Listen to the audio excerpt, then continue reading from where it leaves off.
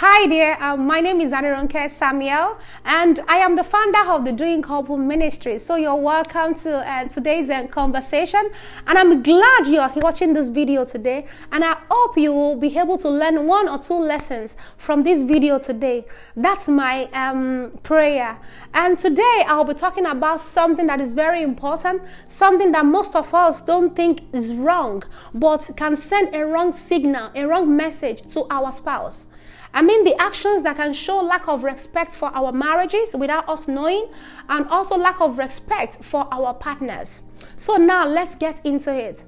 The very first one that I want to mention is that I know there are people who believe that it's perfectly okay for visiting family members to sleep on their matrimonial bed.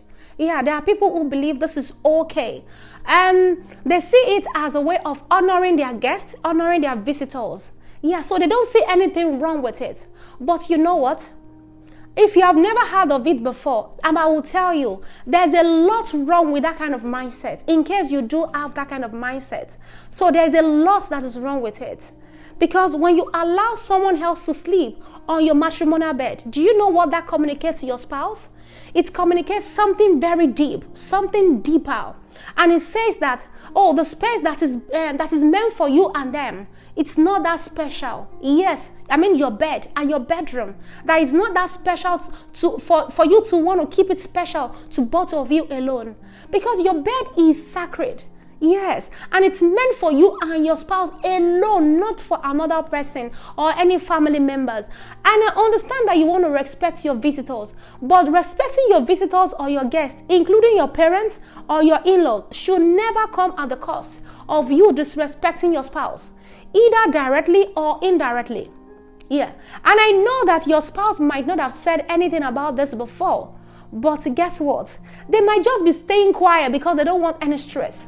They don't want to have any problem with you. But trust me, they are noticing all those things that you do, all the special attentions that you give to visitors when they come around. And it's a subtle but powerful message about whether or not you value your marriage or you value them. So now, what should you do instead? Especially in a case where you have a room and a parlor. My advice would be that if a guest cannot sleep on the chair or your couch, and you don't have a second bedroom for them, please get a mattress you can lay out in the living room for them to sleep on. Yes, because I believe that's a much better alternative than giving up your bed just because you want to show honor to someone else, just because you want to respect your guest or your visitor. Please don't do that. And to my singles, my advice to singles who are planning to get married is that, please, if it's possible, start with at least a bedroom and a parlor. And I have my reason for saying this. So why did I say this? It is for you to have a place for family members to sleep when they visit, so that they won't have any problem sleeping in your room or on your bed. But no matter what, please, don't ever get out of your bed for anyone else to sleep on. It is meant for you and your partner. It doesn't matter who that person is. It doesn't matter who they are. If the person cannot sleep on the floor, on the mattress that you want to put on the floor, and they cannot also sleep on the couch, please, it's okay for you to ask them to stay in their house for now, until you are able to provide a more comfortable space for them to sleep when they come over for sleeping, or when they come for sleepover, please. And as couples, let's learn to set boundaries. This is part of boundary settings. Yes, don't allow anybody on your bed. And I know some people might not like this about you at first, but with time, they will get over it. Yes, they will.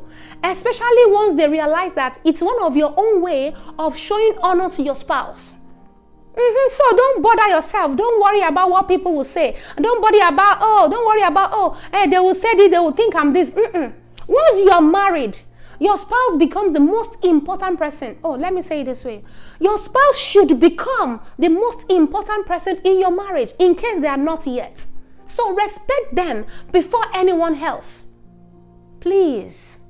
So the second point now that I want to talk about now is specifically directed towards women. And I have my reason for saying this. And trust me, Many of us are guilty of this. It is something that I've done before too, without knowledge. But with knowledge, I was able to know that it's very, very wrong. Yes. And it's about those special plates that only comes out when we have visitors. I know you have special plates in your house as you're watching me. Yeah, don't you? Please. If you have special plate that only comes out when you have visitors, please stop it. Yes. And I'm sure a lot of us do this. Many of us, we learned this while we're growing up, so it's not our fault. But today, I'm here to say it's not the best thing to do in marriage. Let's try to unlearn this behavior that we learned from our parents. Because when we serve our guests with our best plate and give our spouses the regular ones, do you know what that sent to them? It sent a message that our guests are more important than our partners. Yes, in case we don't know. And whether your husband says it or not, he is noticing those special treatments. And every man wants to feel respected, to feel cherished, and to feel valued in their house. For instance, in my house now, if I can't serve my husband with a particular plate, I won't use that plate for any other person. I don't want to know who you are. Yes. In fact, my husband has a special seat now at our table. And the kids already know. They know that they are not allowed to sit there during meal because it's meant for their daddy. Yeah, for my king. Okay, so now, jokes apart. So let's talk about the food. How many of us cook special delicacies only when visitors come? Yes, most women, we do this. And if you have never cooked that meal that you're waiting to cook for the special guest that is coming to your house, please don't cook it. If you have never cooked it for your spouse before, why do you want to cook it for a special guest? Who should be special in your house? It's your spouse now. Yes, but the only exception should be maybe the food that you're trying to cook, your husband does not eat it. Then let's know that, okay, because he doesn't eat it, so I can cook it. Yes, and I hope we know that these little things that we often overlook, they count a lot in case we don't know.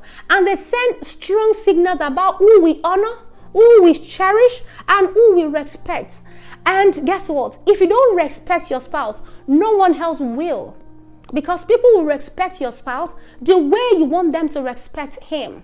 And thank you so much for watching today's video. And I hope you've learned 1 or 2 lessons that will help you to grow in your marriage. So don't forget to like, share, and subscribe for more content like this. And until next time, God bless you. Thank you so much.